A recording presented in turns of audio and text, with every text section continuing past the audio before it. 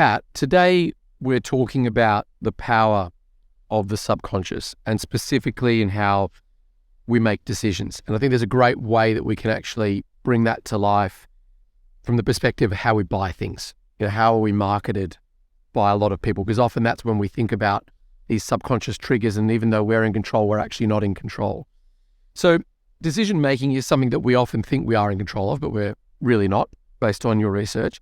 Or can you actually tell me, is that the case? Because a lot of people would probably think they are in control of the decisions they make, but they're probably not. I think Carl Jung said this so poignantly. He said, until you make the unconscious conscious, it will run your life and you will call it fate.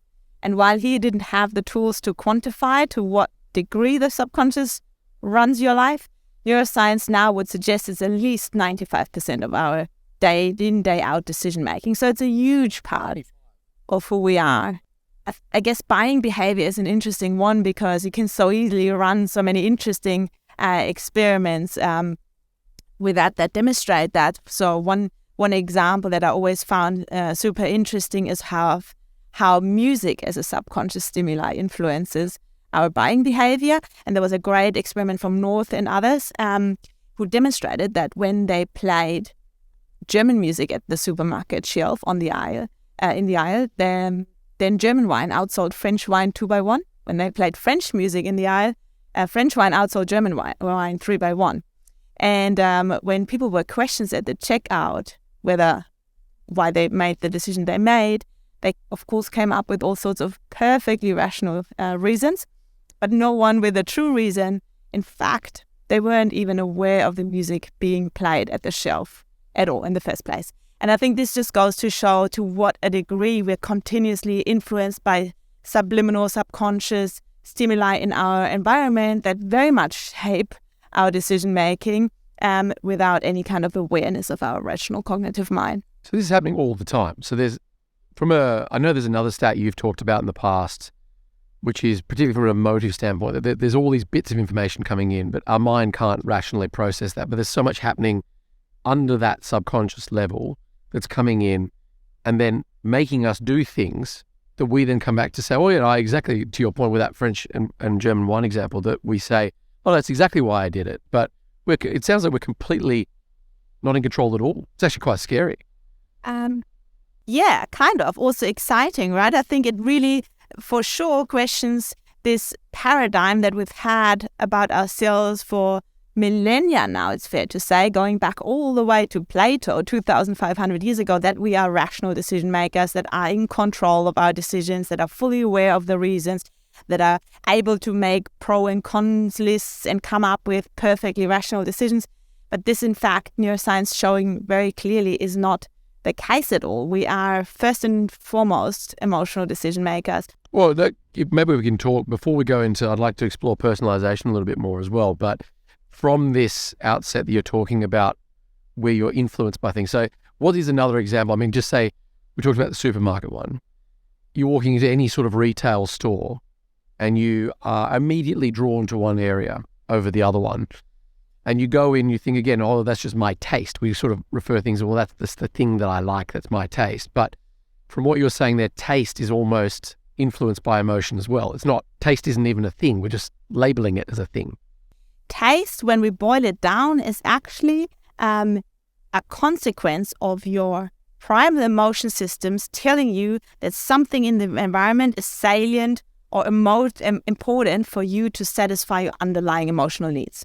This is a handful to process, right? But this is what it really is. So every single cue in the environment is nothing but a subconscious signal to us whether this thing will in fact satisfy our underlying needs. We're not aware of those needs again, right? So it could be our need for care and belonging. So I walk into a store and the salesperson recognizes me, greets me, has a small talk with me that speaks to my care system in the brain, because now I feel like I'm being welcomed, included, warmly greeted. There's a human contact. It provides a sense of safety and reassurance.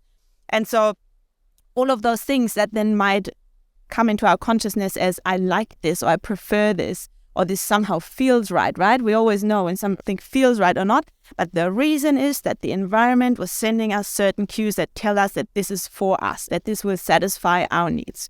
And so from a price perspective, for example, I walk in, some people are going to be driven to the really expensive. That's just what I want. Other people will be drawn to, well, I'm looking for the budget sort of solution here. I don't really mind if the product is crap. I actually just care that it's the right price point. What does that say about someone? Because you've talked about it, we've mentioned this on previous podcasts, but it's probably a good idea to relive it again, just about the primal emotion systems from your research that you've looked at. Because what is that saying as me in the primal emotion systems that are driving me to go and seek out something that's cheaper rather than something that's more expensive, and vice versa?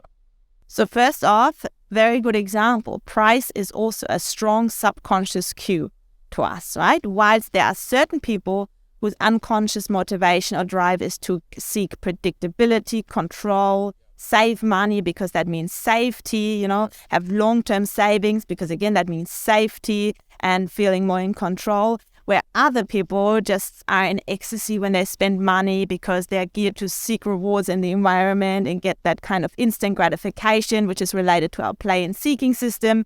The other types I just talked about is related to our guard system, where we want to save and be safe, have control. So very much the way we respond to price as a consequence is directed by our subconscious primal emotion systems telling us, go out, seek that reward, get that instant gratification, spend the money, it's going to make you happy and get you that reward. Don't think about later. That's the high seek system.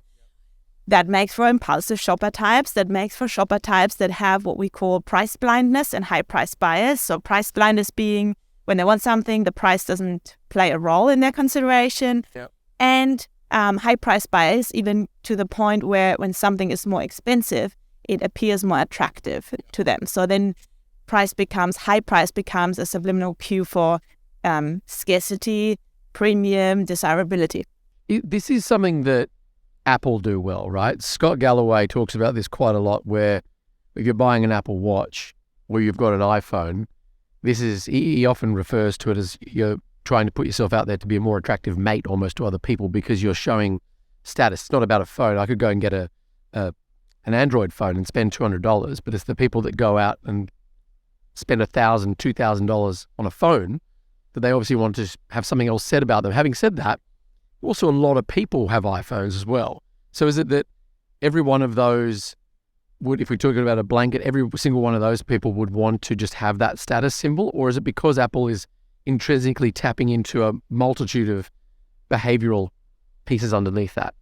So you've asked many questions in this one that are all equally interesting. So just to answer this attractiveness now of Apple to everyone, when you looked at the early stage of Apple, and we look at Rogers' bell curve of the law of diffusion of innovation, you could see that it was those high seek, high play, early adopter types that were willing to spend the money to get the reward of that premium, scarce and creative and very cool positioned kind of product, where now, of course, it's gone so mass market that other segments catch up with it. And for them, their motivation is different, though. For them, it's not about the absolute premium or creative or cool nature of the thing or the novelty, which it is for seek and play types. Rather, it is about to belong and be part of the in-group, which is the high care and guard drive. I must now also have this.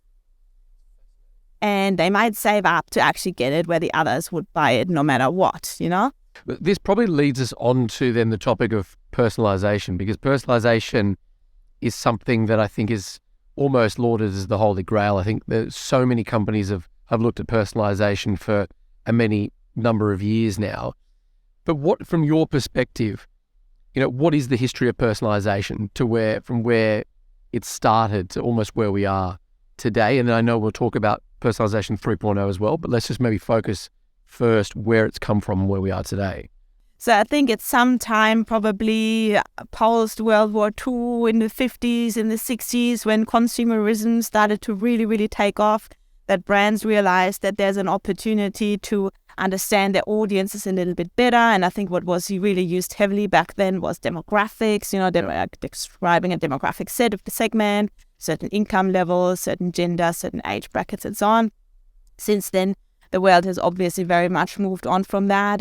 And the current status, from my observation, is that most companies use a combination of demographics, but then also behavioral profiling. So I think there's a huge amount of investment in who did what and what else are they likely to buy based on what others who did the same thing. So this is the level of personalization we see on Netflix, on Amazon, on many of the leading brands that are investing heavily in that. But my argument is that this still very much falls short of understanding the individual, the human, because if we want to resonate with people at a deeply human, personal, relevant level, it's not enough to understand the behavior, because just as we talked about before, buying an Apple Watch in itself can have very, very different motivations and drivers in very different people. So if we want to truly understand what resonates, not just based on what I could recommend as a product or proposition, but also how I present it, which cues I use to present it. And that goes into price as a signal, color, texture, messaging, tone of voice, imagery, everything. This can't be understood using behavioral predictive models. This has to be understood using the holistic human being behind the behavior. It's so interesting because even as you were talking there, I know there's so many examples of where you started from I remember back in the day of being in a marketing team for a financial institution, and there was just talking about, well, what, demographically, what are we going for? We're going for 35 to 55 male. And it didn't really go much further than that. It was sort of like, but even when they were getting these high-level data points, people would start to say, oh, we're really personalizing this offer now, though we know exactly who we're going after. I think a lot of products and services still do that now. I mean, even startups, when you come up with a startup and a new business idea, you have to know who you're actually developing the product for. To that point, I just want to give that example, right? My previous mentor and hero, Dr. Hans-Georg Häusl, who I've trained and worked with in Germany, was kind of a pioneer in that field. He always used that blunt example of that demographic segment you just described to reveal that you would be targeting Prince Charles and Ozzy Osbourne at the same time if you try to they're the same demographic bucket, right? So I think this is a blunt way to put it, but makes it very obvious how this is just doomed to fail. Well, it is, because you're missing so many, and it's so complex the way we talk about it now, and the intrinsic motivators that we have, exactly the Apple Watch example that you just gave there. I mean, because even to me, I could have even taken it on face value of listening to Scott Galloway saying it's all about status and class, but then you say that, well, actually, within that, there's also multitudes of layers as well. When it comes to companies then trying to understand who they're going after, who they're targeting, how they're going to sell their product or service, it's very overwhelming. Like how do they actually, where do they get the intel to then say, I know I'm crafting an offer that's not just for a large audience and I might get a specific portion of that, but I know that I'm going to get, 80, 90% take up rather than 10. From all our research, and that's now been going for more than 2 decades, we find that the by far most powerful level to predict behavior and purchase decisions is to go to the primal emotion level. Because like we said before, this determines decision-making more than anything else. It's also the most fundamental and stable component of who we are as human beings, I would say. And so the only way to do this is to measure exactly that, who are you at a fundamental emotional personality trait level and at a primal emotion level to then understand what will resonate with you, because those primal emotion systems act like filters who filter out all the noise that doesn't matter to you, that's not relevant on an emotional level again. And what is a salient cue? Now, this promises to, give the reward you're looking for. This promises to satisfy your underlying need. It's actually very, very simple, but you must go to that deepest level. So is this now what you've referred to? I know I've seen presentations you've done. I know you've written a qualified academic paper on this, of Personalisation 3.0. So what is the Personalisation 3.0? Is it what you've just talked about there? Is it how we bring that together now to go beyond just, I'm going to split test A/B something, but actually give you something that I know straight up will talk to the deepest level of who you are? Absolutely. That's what I call a Personalisation 3.0. And the problem with split testing, just to go back to that, to split test A and B, is how do you actually put together the most effective A and B competitors in the first place? If you don't know who you're trying to even put something together with, you can have 2 options, but they're both bad. because they both don't actually hit the mark with the audience. So it's actually also using that very early on in the creative process to understand which kind of options we should even be testing, because otherwise you might choose two that are both ineffective equally, So yes, it comes back to that. Understanding the full human being based on their primal emotion makeup, based on the true and most primordial drivers of their decision-making. That is the most predictive, reliable, and stable across any context as far as it goes in terms of predicting human behavior. And then designing brands, experiences, and propositions that are 100% congruent with the message you're trying to send to the subconscious. So it's almost like learning a new language. You're learning the language of the subconscious mind, where you're understanding every single cue and how that resonates with a particular primal emotion filter. Who's gotten close to this so far? I mean, are there companies that are doing this? I mean, I know there's definitely one company that we know that is doing this, but have you seen examples of companies that have tried to move from where personalization is now, from what a lot of companies would think is cutting edge, to really what is the true cutting edge of this difference? So interesting, because it's hard to say. You definitely see a lot of good examples, but it's not easy to say whether they are just got lucky because their creative team had extremely good intuition and was in tune with their audience and was able to tailor something that happened to be them in their audience. You definitely see good examples, but you don't know if it was strategic and systematic or by accident. Some brands are, especially FMCG brands, seem to be pretty well in touch. Fashion brands are often really well in touch, but it's also because the founders or the creative team puts out something that resonates with them, and then that automatically attracts an audience that it connects with. So you don't actually have to have that layer of analytical understanding if you're in tune emotionally with your audience. But if you're not, and if you've got more than one key audience, then it's pure luck if it works or not. So I think there's not so many, whilst our field has seen a lot of attention on the topic of cognitive biases and shortcuts. There's a huge amount of research and application also in creative and media agencies now using emotional shortcuts and cognitive biases, which everyone out there, of course, knows. And there's a lot of websites that use them, like booking.com and so on, where you can see they're trying to use scarcity and social proof and authority bias and investment bias and all of those things. But what I'm missing is to see a strategic application of it based on individual segments, which is what I call Personalisation 3.0. What tends to happen is that a lot of brands just use all of those shortcuts and throw them all into one experience. It's incredibly cluttered. And in fact, our research shows that some cognitive biases work perfectly well with one audience, but actually really alienate another audience. So you can't just use them all across everyone, because just as much as there's no average human being, there's no average cognitive bias that works for everyone. Well, absolutely. I think the other thing that's coming to my mind is that one particular audience has been highly criticized for manipulating human behavior, and that's tech. So big tech, the big platforms that exist out there.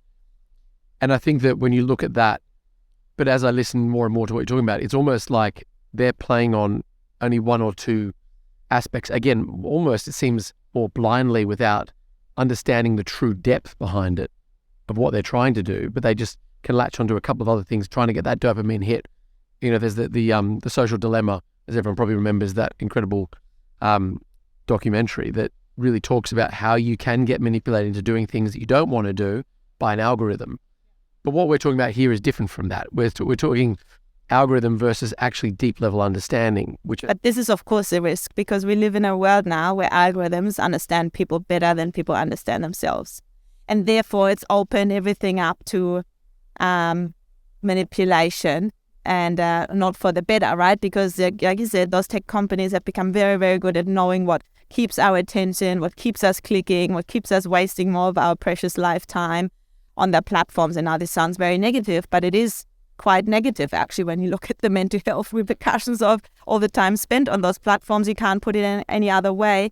And the only reason these strategies works is because they exactly tap into those subconscious decision-making processes. The number of times I've spoken to our senior producer and editor, John Collerado, about this, but the number of times I've sat there on my my Instagram, for example. And it's amazing to see how fast the algorithm can work, because I can click on a couple of things. There's this, there's a gym guy who just happened to start. There were memes that were created around him. I watched a few of them and shared only literally 2 of them. All I was then served up for was that. And then I kept going down this spiral. All I actually saw was this one guy. And I think JC would know, because I sent him quite a few of them, that all you saw was this one person. But it's amazing that the algorithm is when I kind of come back to the point around sort of blind versus what you can actually see, that they're sort of using, it's almost like a bit of a blunt tool, because I've expressed some interest. Am I really interested in a 60-year-old absolute ripped gym dude? No, I don't really want to just see that. I'm actually interested in a lot of other things that probably more deeply talk to who I am. I know that from having done my own Deep Sphere profile that I'm into the sort of laughter, and that's probably one of the things that was motivating me there. But I just find it fascinating that we are having tech platforms using blunt instruments, whereas when I listen to what you would talk about with personalization, there must be so many brands out there saying, I want to better connect with my customer. I want to better understand who they are so that I can create a meaningful experience with them, not sell them something, but create an experience, because experience is now really what it's about rather than product. The experience you just pointed out there is exactly the algorithm tapping into just that narrow behavioral kind of interest, right? And giving you more and more and more and more of that in absence. That's still good enough to keep you on there for a pretty good time. It doesn't see. But it doesn't see you. It doesn't. It could have understood that actually you've got a highly active play system, and you're actually just looking for, distraction. You're looking for escapism. You're looking for maybe a little bit of dopamine. Maybe also you thought, I could be doing a little bit more exercise. I remember how I felt great when I used to do that. So all of those things, it doesn't understand that, but nevertheless, it's good enough to keep serving that up for a while to keep you interested until you're not.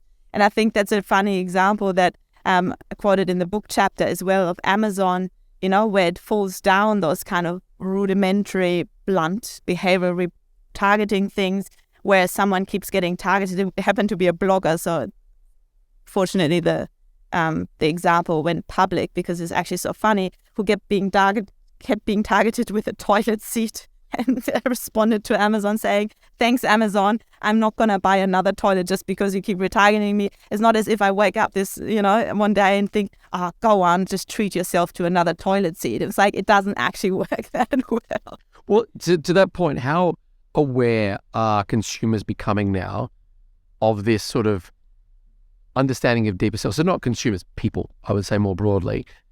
How much more are they becoming aware or placing an interest on understanding themselves? I think people have become very wary about giving away personal data, personal information, because of all the abuse that happened, not just in elections, but then also data breaches, all sorts of things, right? So people aren't stupid, and also then they're aware of the effects of those algorithms and the detrimental effects. So I think people still look for meaningful connections also to brands and products. But I think they're getting more and more savvy at tuning out on stuff that doesn't really resonate. At the same time, of course, if we give away data, we really expect a better experience. Yeah. And if that can't be delivered, pretty frustrating. The only thing that works for most brands is that the bar is quite low, I think, when I observe it at the moment, in terms of how it achieves doing that really well. It's rather few throughout. Well, tell me though, because you are doing work in this space, what sort of projects are you working on where you've seen a demonstrable example of giving the consumer something they actually want, or giving them and tapping into, again, that piece around experience as opposed to just product, where you can actually create an experience that they thoroughly enjoy because it talks to who they are more holistically? Well, in a digital environment, of course, you can start surfacing different offers, different products to the people that are after those kinds of offers in a much faster way. Save them time searching and sifting through, thousands of products, and just based on that knowledge, knowing there are people who just always want the top of the line, just surface them the premium selection straight away, and there are other people who want social proof is for them the major purchase driver, because they know if this product is popular, this is a safe bet, and I don't need to sift through all the product information. I don't want to do that. You surface the most popular product for them straight away. So picking up who they are on the fly, surfacing the stuff that matters to them, that can be tracked whether it's right or not the targeting, right? The conversion uplift is pretty simple in a digital environment. In a store environment becomes really interesting because there you can start thinking about all the senses, which is, I find, even more interesting. And think about the smells that attract certain people, the kind of wayfinding, whether there should be a personal human guiding them or smart technology helping them to self-navigate. These things are all based on our primal emotional preferences. And so we've done interesting work of creating our latest generation of showrooms, for example, to draw the right audiences into the right areas that fully resonate with them. We've got all the brands there that they love. We've got the brands presented in a way that they love, with materials and accessories that they would be looking for anyway. So to create that maximum kind of connection and resonance with what they're truly after. And it actually has a direct correlation with sales. But we know that from our digital experiments. This store is brand new. It just opened last week. So I'll come back and talk to you about that once I know.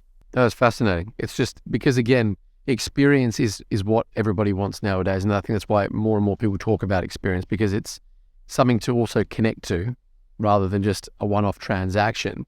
But as I listen to you more, I mean, there must be marketers out there that say to themselves, how the hell do I do this? I mean, it seems you make it sound really obviously simple, but it's like, but how do I understand who the people are that I'm trying to target? I mean, I even think of myself when I've done programs and campaigns or whatever it might be, and even one that I'm involved in right now, where there's a specific need you're trying to solve, and you're looking to target people in perhaps a contextual flow of where they're more likely to say yes or no. But then apart from that, you don't know anything else about them. You just know that they have a need and they might be aligned. You don't know how to best position that need to them, apart from just doing it in one straight way. So how do marketers do that? So there are a number of different ways to do it. I mean, you can, behavior is a very good proxy for the underlying drivers, but only once you know what to look for, right? So you can actually, we've done lots of work on using AI to kind of in real time detect based on how someone is behaving, but you need a lot of data points to build that model. And it only got, I think it was 65-70% accurate across multiple different segments. It's not bad. It's a lot better than not. But that's the holy grail, to not actually have to even do any assessment.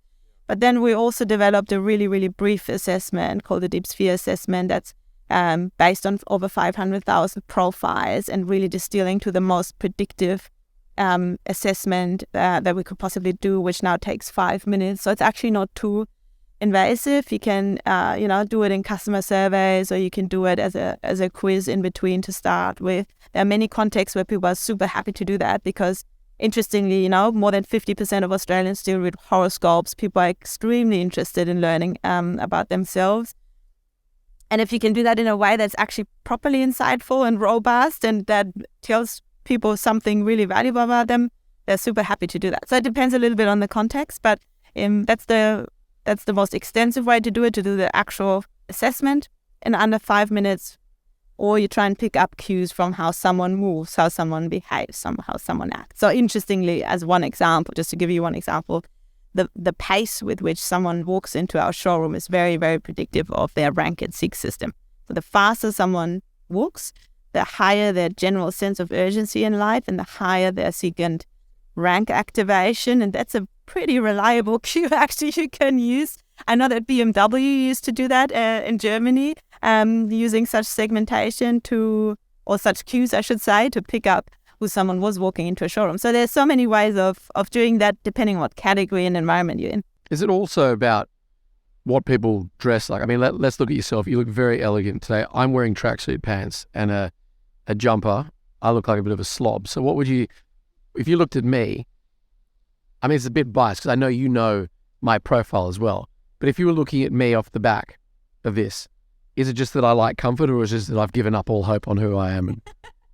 I think one should always be super careful with making judgments just based on how someone looks. I've learned one thing over the course of the years is that doesn't work. That's doomed to fail. I definitely cannot say that we can judge someone by how they look or how they dress. There might be certain cues that you're sending that are likely to give away what your type is. So, for example, because we all know you're high play, right? I think even our listeners know that by now. High play people are much more comfortable being informal. You know, like if you were a high rank person, you would never ever sit here like this. But high play people are quite happy being informal. That goes in the way they relate to others, the way they operate at work, the way they dress, you know. So I think that is probably a slight hint, but it would never be enough for me to say this is what it is. It's funny, you know, because when I used to work for a large bank, I was always criticized as the one person. Everybody on the floor all wore immaculate suits, ties, everything. And I really went against the grain by not wearing a tie. It was a big thing.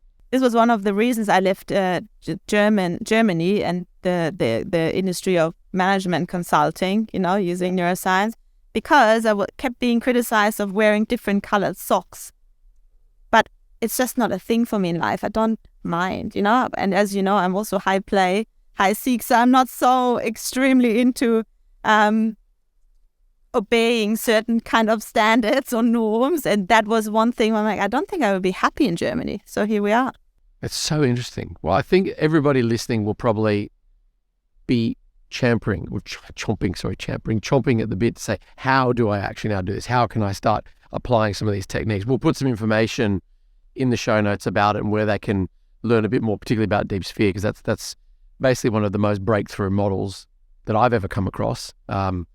Not saying that I'm anybody in particular, but I think that the power I've seen that create firsthand has been exceptional. I've seen it being used within teams, within brands, and that the feedback you get from people is quite astonishing, where they say, I never knew that this could tell me something about myself, but I've always tried to make sense of, and I never could until now.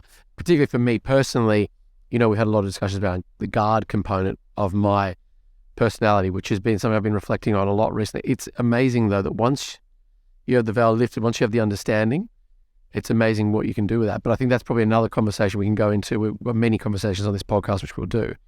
But for now, thank you, Kat, as always. Very, very interesting conversation. And I think we will put, as I mentioned, all that information in the show notes.